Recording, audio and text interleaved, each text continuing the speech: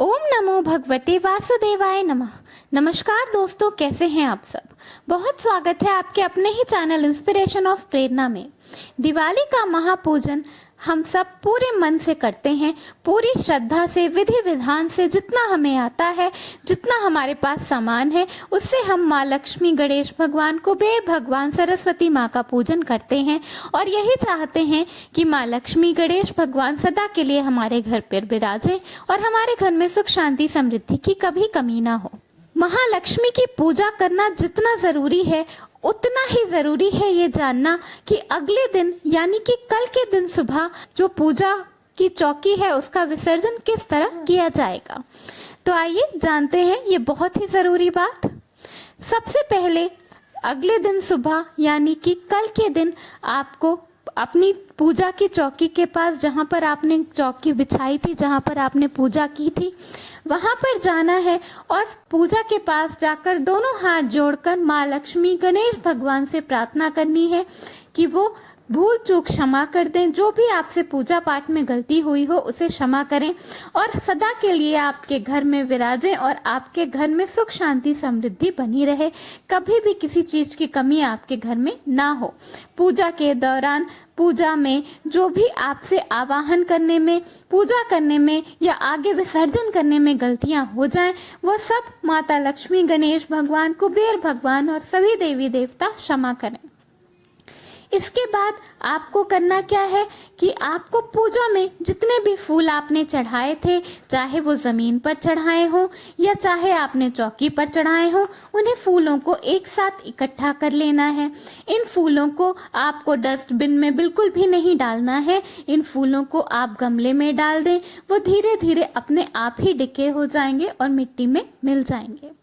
इसके बाद जो बहुत ही ज़रूरी चीज़ है वह यह है कि पूजा की चौकी में या पूजा के नीचे ज़मीन पर जहाँ पर आपने पूजा की थी, वहाँ पर झाड़ू का इस्तेमाल बिल्कुल भी ना करें।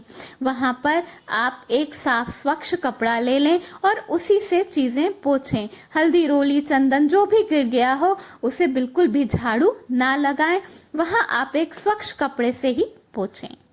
इसके बाद कलश है।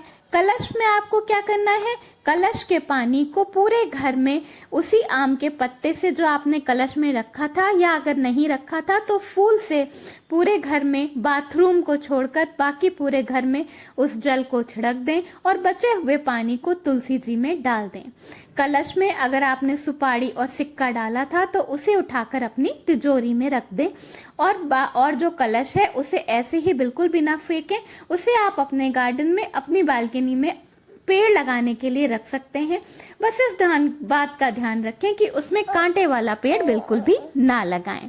अब आगे बढ़ते हुए चौकी पे रखे हुए पैसे, जो आपने पैसे चढ़ाए थे, वो पैसे आप चौकी पे से उठा लें और उन पैसों को आप किसी भी गरीब इंसान को या किसी पंडित को दे सकते हैं।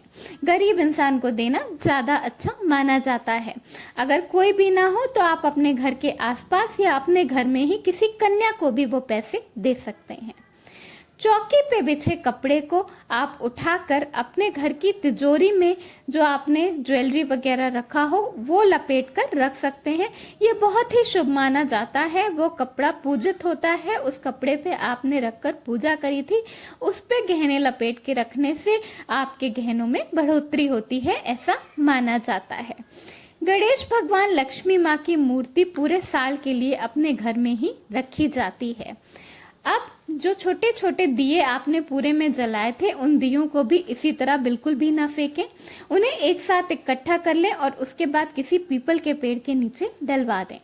दिए में जो आपने बत्ती डाली थी उन्हें भी एक साथ इकट्ठा कर लें। आप चाहें तो उन्हें गमलों में नीचे डाल दें और उसके ऊपर से मिट्टी डाल दें, वो अपने आप ही धीरे धीरे डिके हो जाएंगे।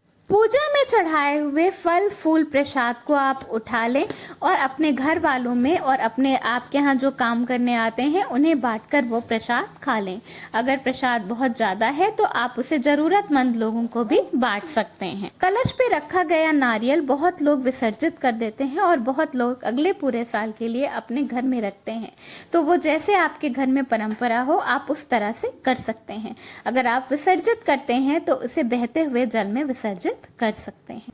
ये सब हो जाने के बाद पूजा की चौकी को हटा दें, उसे किसी सुरक्षित जगह पर रख दें जहां पर किसी का पैर ना पड़े, ताकि अगली किसी भी पूजा में आप उस चौकी का इस्तेमाल कर सकें। चौकी हटाने के बाद साफ कपड़े से वहां पर उस जगह जहां आपने चौकी रखी थी वहां पोछा लगा दें और उसके बाद वहां पर साफ करके वैसे ही छोड़ दें। अगले दिन सुबह से जिस तरह आप अपने उस जगह को साफ करते थे झाड़ू पोछा लगाकर, उसी तरह कर सकते हैं। ये सब करने के बाद आप अपने घर के मंदिर में भगवान के सामने जाकर उनसे एक बार क्षमा जरूर मांग लें, ताकि अगर विसर्जन करने में आपसे कोई भी भूल हुई हो तो वो आपको क्षमा करें और आपके घर में सुख शांति समृद्धि बनाए रखें। लक्ष्मी माँ गणेश भगवान से जरूर प्रार्थना करें कि वो स्थायी रूप से आपके घर में बस जाएं और आपके घर में सुख शांति समृद्धि